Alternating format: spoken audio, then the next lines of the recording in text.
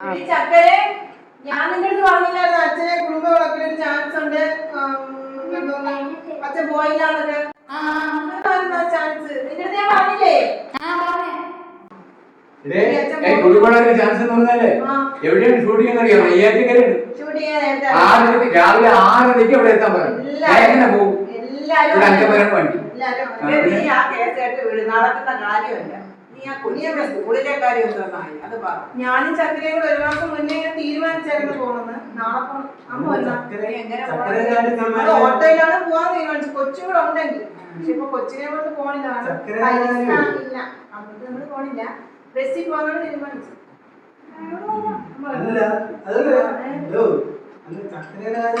ഞാളെ ഭർത്താവില്ലേ അവളെ കണ്ടോടെങ്കിലും ചോദിക്കും.